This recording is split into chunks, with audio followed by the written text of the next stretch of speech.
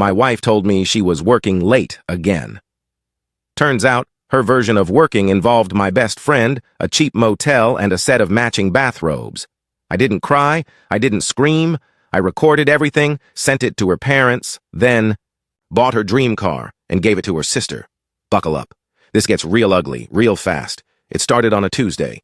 You know, the kind of Tuesday where the fridge smells weird, the dog pukes on the carpet, and your wife kisses you like she's kissing her damn uncle. I should have known right then. She said she had a late client meeting. That's her go-to when she's too lazy to come up with a creative lie. I nodded, smiled like an idiot, and watched her walk out in heels I hadn't seen before. Red, tall, expensive. She bought them with my bonus. But whatever, right? She's a corporate shark, works hard, deserves nice things. Or at least that's the crap I fed myself until I got a text that made my stomach turn. It was from Josh, my best friend since high school. "Yo, bro, you know Hannah's working tonight, right?" he wrote.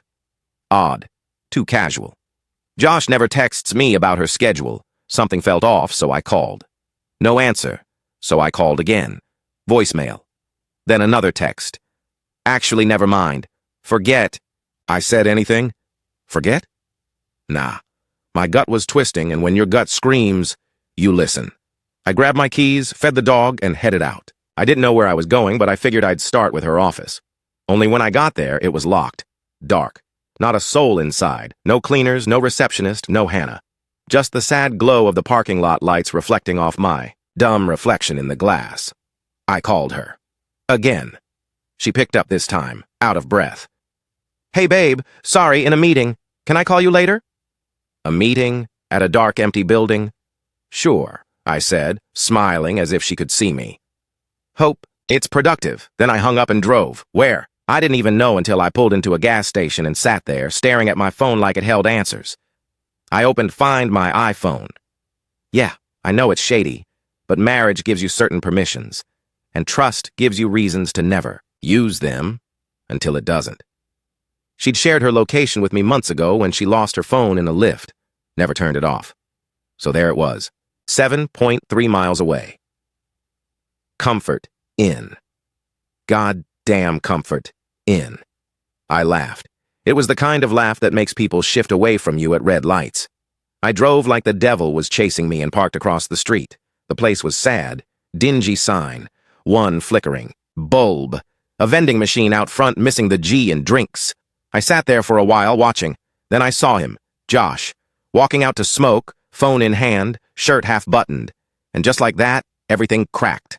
I didn't charge in. I didn't scream. I waited. I filmed. I got the license plate, got them hugging, laughing, heading back inside with a key card like they owned the damn place. I drove home, eyes dry, hands shaking, and I planned. Oh, I planned. I didn't sleep that night. Just scrolled through pictures of us, vacations, birthdays, Christmas mornings with her fake-ass smile, and built a folder. The end. Videos, screenshots, texts. I added notes like a detective prepping for court. The next day, she came home humming, wearing one of my hoodies. I almost laughed. "How was work?" I asked. "Exhausting," she said. "We're closing that big deal I told you about?" I nodded. "Good. You deserve something nice. Maybe we should celebrate." Her eyes lit up. Fake sparkle. "You're sweet." That weekend, I invited her family over. Her parents, her sister, even Josh's wife, Tina. Yeah, he's married too. Happy little suburban barbecue. I grilled ribs. She made her famous potato salad. I played the perfect husband. Then I brought out the TV. "Game time?" someone joked. "Better," I said. "Family time."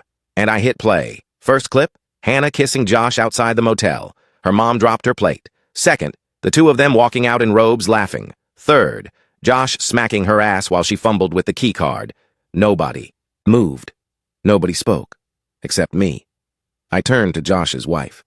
"Tina, you recognize that robe? You bought it for your anniversary?" Hannah ran inside. Josh froze. Tina started crying. Her dad stood up, fists clenched. "Is this a joke?" I wish. Next thing I know, Tina throws her drink at Josh and storms out. Her mom faints. I'm standing in a yard full of chaos, and all I can think is, I haven't even gotten to the good part yet. Because revenge, that was just getting started, Josh stammered. His lips moved, but nothing came out except panic. I've never seen a man's soul leave his body without a single punch being thrown. Her dad, Vietnam vet, no BS kind of guy, looked like he was about to put Josh through the grill. I stepped between them before things got physical. Not out of mercy. I wanted this to burn slower. Hannah was crying upstairs. Loud, sloppy sobs like she was the victim. I heard her throw something. Glass shattered. Good. I hoped it was her makeup mirror so she'd get a good look at what rock bottom actually looked like. Tina? She peeled out of my driveway like it was a fast and furious audition. Her tires screeched, and her last words were, "Tell your lying husband to rot in hell." That hit Josh harder than a right hook. I stood there holding a pair of steaks that would never be eaten. "So," I said, turning to her parents, "do you still think she married such a good man?" Her mom couldn't look me in the eye. Her dad just muttered, "I need a drink," and walked toward their car like the earth itself betrayed him. Me? I smiled. For once, I felt clean. That night, Hannah tried to play damage control. She came downstairs with puffy eyes and mascara tracks like a raccoon in mourning. I made a mistake," she whispered, standing at the bottom of the stairs, like some sad little ghost. "It didn't mean anything. That phrase, that damn phrase, didn't mean anything?" So I pulled out the flash drive I'd made, tossed it on the coffee table. "Funny," I said. "You moaned like it meant a lot." She dropped to the couch like her legs gave out. "Please, please don't do this. We can fix it." "Fix it? Fix it? Like we just needed duct tape and therapy?" I laughed. It was cold, hollow. "No, you don't get to cheat, lie, gaslight, and then bargain." I walked over, took off my wedding ring, and dropped it in her wine glass. Clink. She stared at it like it was a grenade. Then came the crocodile tears. She crawled across the floor like I owed her forgiveness, grabbed my leg, begged. "I'll go to counseling, I'll quit my job, I'll block Josh, please don't leave me." And in the most deadpan tone I've ever managed, I said, "Already, did?" I showed her the paperwork, filed, signed, dated. I'd already served her via certified mail that morning. I beat her at her own game with a clock she didn't even know was ticking. Then I dropped the final nuke. "I also sold your Tesla." She blinked. "What?" "You know," I said, "the one I paid off for your birthday last year? I sold it. Craigslist, half price. Bought your sister a Jeep. She's always wanted one. Said it was for looking out for me." She screamed, not cried, screamed, like a banshee mourning her own social status. I didn't flinch. I didn't blink.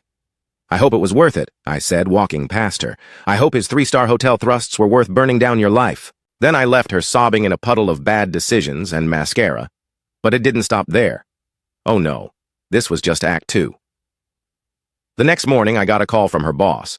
Apparently, she'd used the company card at the Comfort Inn, genius move, and the expense flagged their system. Guess whose job was under review? Not mine. Meanwhile, Tina called me. She was filing for divorce too, and she wanted to team up. That's when I realized karma doesn't always come slowly. Sometimes it kicks in the damn door and does a group performance. We met at a coffee shop. She brought a folder, photos, receipts, screenshots. Turns out, Josh had been pulling this same crap for years. Business trips, late nights, gym, sessions. Dude was practically a tour guide of betrayal, so we plotted. I told Tina, "Let's go nuclear." And oh boy, we did. We sent everything to HR at their company. Not just the affair. Oh no, we dug deeper. Expense fraud. Conflict of interest. Josh had recommended Hannah for a promotion she didn't qualify for. We packaged it like a corporate horror film. Within 48 hours, both of them were suspended pending investigation. Josh tried to play the "it's a personal matter" card. HR said, "That's funny because fraud isn't." Hannah's parents found out about the Tesla. Her mom called me crying, saying, "I can't believe she did this to you. We loved you like a son." I told her, "You picked her. I married the mask." By the end of that week, Josh was jobless, divorced, and living in a 1-bedroom Airbnb. Hannah? She moved back in with her parents, the same parents who now locked up the liquor cabinet and took away her spare keys like she was 16 again. Meanwhile, I was living like a damn king and I wasn't done yet. You'd think after torching her life I'd feel something. Regret, sadness, even a shred of nostalgia. Nah, I felt alive, free from gaslighting, fake apologies, and cold dinner conversations with a woman who'd already left the marriage emotionally. She just forgot to tell me. Or maybe she thought I was too dumb to notice. Turns out I wasn't. And now it was time to make sure she really understood what she'd thrown away. So I hosted a party. Not just any party. A Freedom BBQ. Invites went out to all our mutual friends. Yes, even the ones who were always suspiciously close to her. The theme? Celebrating my escape from toxic waste. I made brisket, ribs, all the good stuff. People came in droves. Brought drinks, laughed, toasted. Guess who showed up?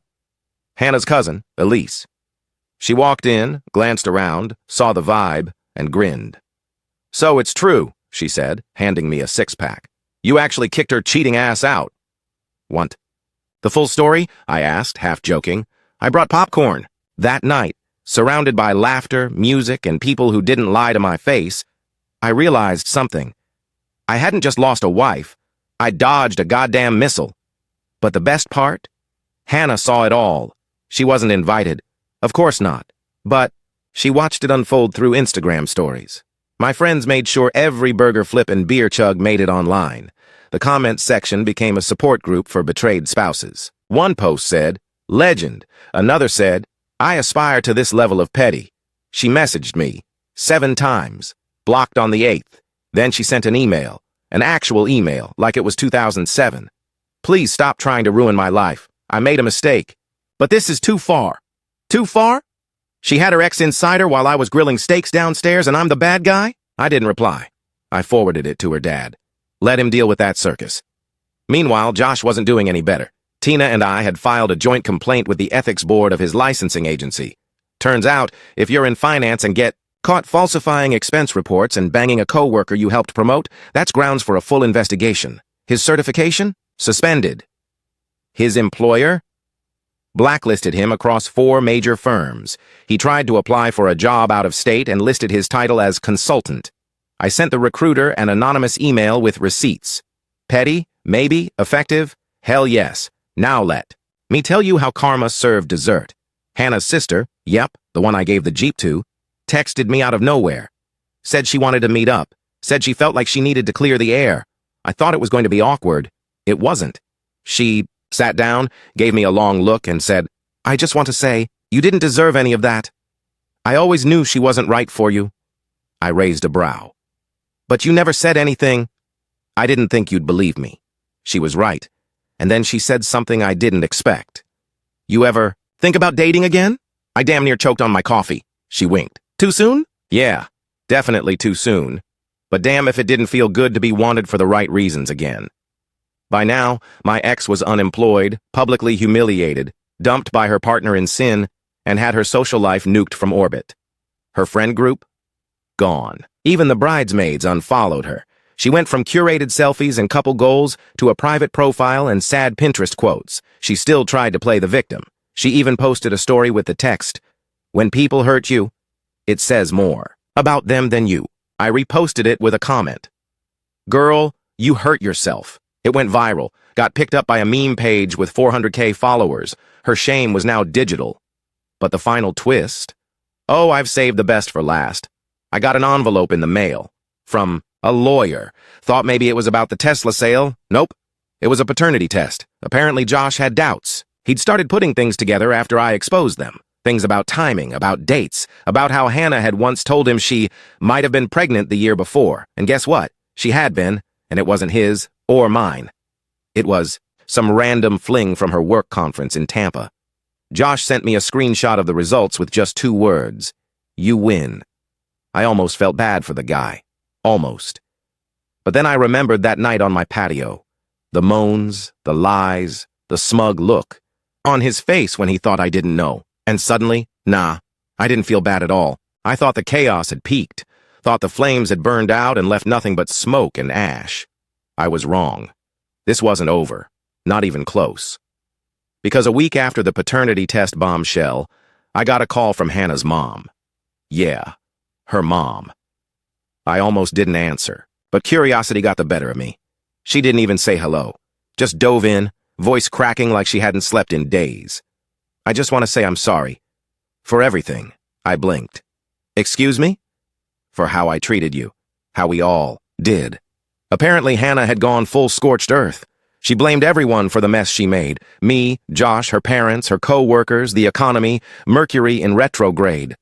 Anyone but herself.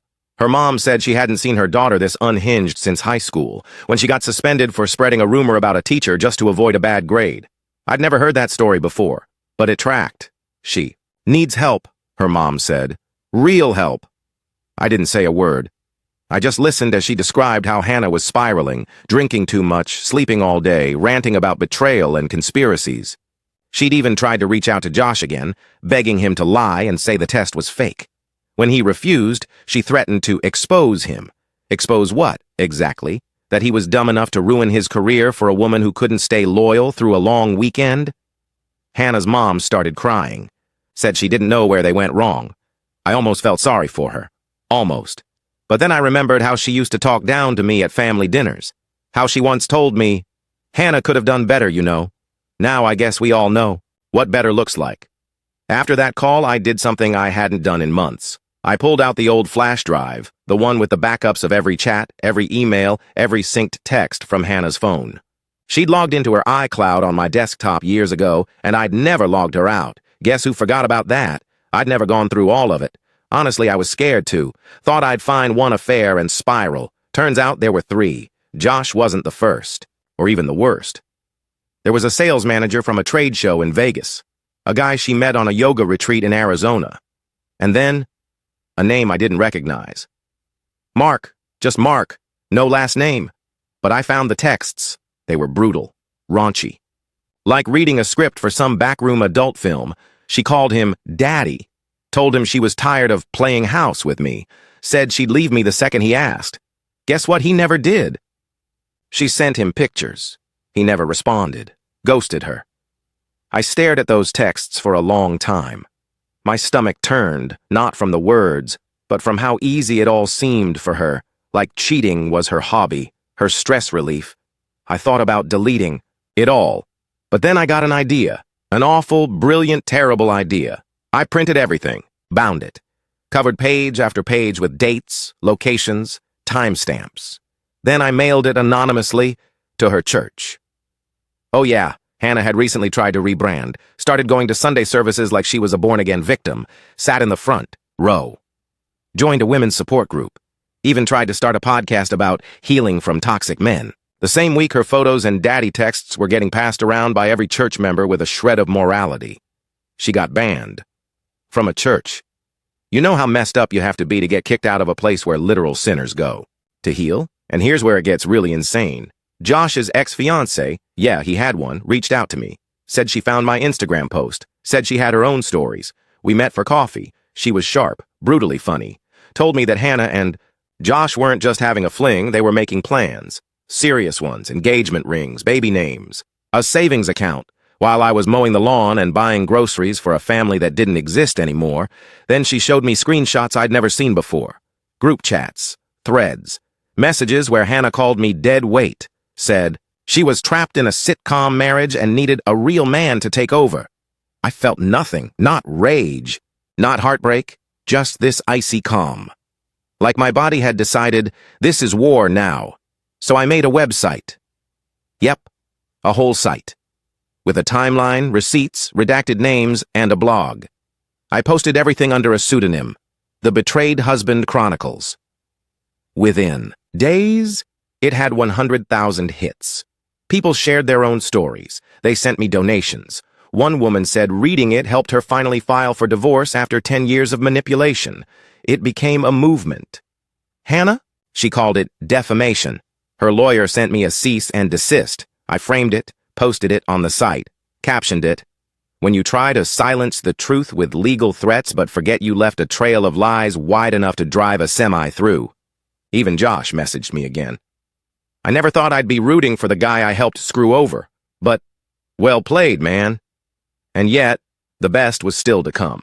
Because in that pile of old backups, I found something else. Something Hannah never wanted anyone to see. A confession, a voice note. She was drunk, rambling, recorded it the night I'd caught her and Josh. I feel nothing for him. I don't even know why I did it. I just wanted to win something. Be the one in control. Even If it meant breaking him, breaking me. That was the plan all along. But guess who's shattered now? Not me. She wanted to break me.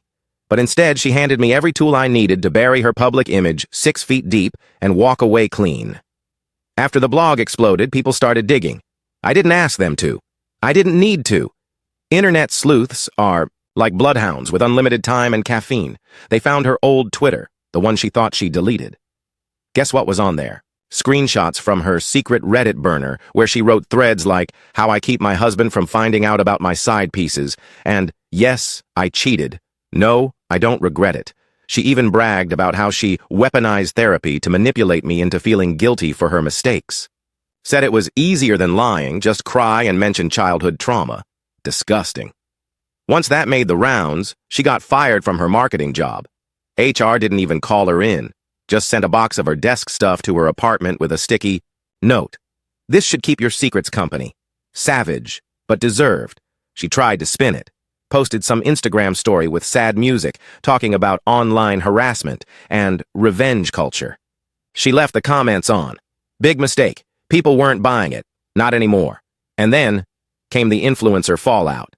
See, Hannah had started trying to pivot into being a life coach. No, seriously. She'd set up coaching packages, $399 a month for healing and empowerment sessions. Turns out one of her early clients was a single mom named Clarissa. Clarissa had lost her husband to cancer and was trying to rebuild her life. Hannah told her she needed to stop mourning and reclaim her sexual power by dating multiple people at once. She even suggested Clarissa ghost a guy she liked just to reassert dominance. Clarissa followed that advice, lost the guy, had a full breakdown. Her teenage daughter emailed me through the blog, said her mom had cried for a week after realizing her coach was a complete fraud. Published the story, with permission. That was the final blow. Even Hannah's few remaining followers turned on her. Her coaching site got taken down. PayPal froze her account. Instagram slapped a warning on her profile for repeated misinformation. She messaged me, finally, 4 paragraphs, no apology, no remorse, just this. "You need to stop. I'm not the villain you're painting me to be." I replied with 2 words, "Then act like it." She blocked me. It should have ended there, but nah. Life had other plans. One night I got a message from Josh. I ignored it at first, let it sit for hours. Then I opened it. He was apologizing, said he'd started therapy. Real therapy. Not the Hannah Brand manipulation sessions. He realized what he'd done, who he'd become. Told me he lost his job. His parents stopped talking to him. He was living with a cousin in Jersey delivering DoorDash and barely sleeping.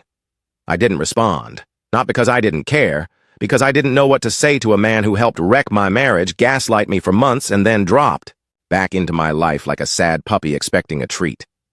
A week later, he emailed me again with a video. At first, I almost deleted it, but something in the subject line, "You should see this," made me click.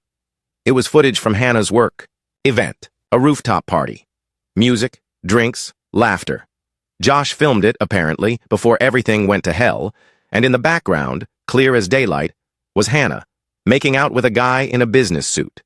Not Josh, not the other affairs I already knew. About a 4th man. One I didn't recognize. In that moment, it hit me.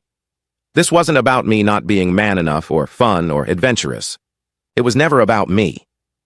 Hannah didn't cheat because of something I lacked. She cheated because she was broken, because nothing was ever enough. Not love, not stability, not security. She needed to burn things down just to feel the heat. And now, she was standing in the ashes, choking on the smoke, wondering why everyone left the building. I felt calm. I closed the video, archived the email, sat on my porch, and watched the sun go down like it was the first one I'd ever seen. There was peace in that. And then, something even weirder happened.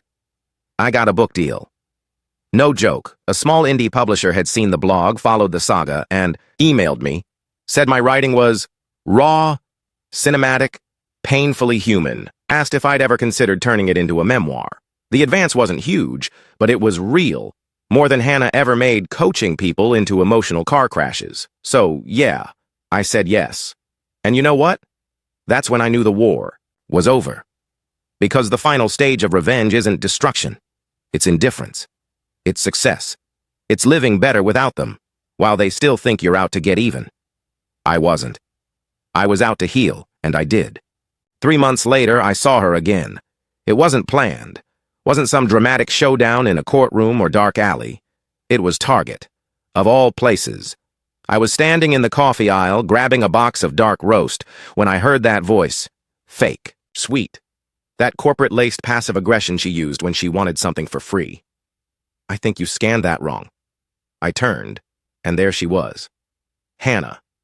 Holding some overpriced organic juice, arguing with a kid who looked like he'd rather throw himself into a freezer than deal with her. Her hair was tied back, no makeup. Not the usual styled version of herself she broadcasted like a brand logo. She looked tired, hollow behind the eyes. For a second, I didn't say anything. Then she spotted me, her face drained, like she'd seen a ghost, or worse, her karma in human form. "Hey," she croaked. I nodded. "Hey." Awkward silence.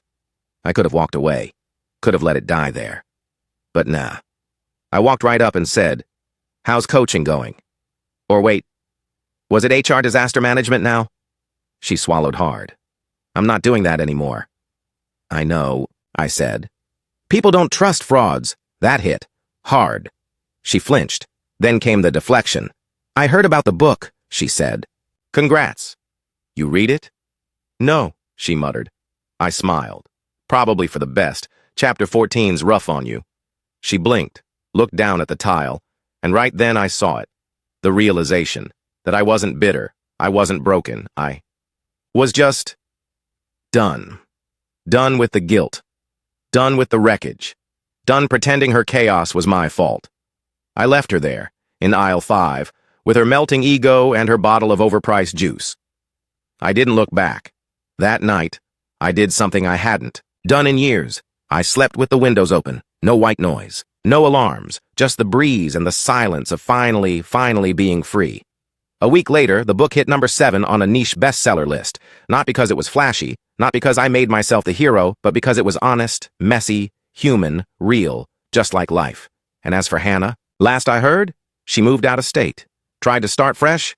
Good for her. I hope she finds whatever hole in herself she kept trying to fill with lies and warm bodies, but if she ever stumbles across my book in a thrift store or hears my name pop up in a podcast, she'll know. The man she tried to destroy? He didn't just survive, he wrote the damn ending and walked away while the credits rolled. And here it is, the finale of today's story. Did everything turn out as you imagined, or did it end unexpectedly? I'd love to hear what you think.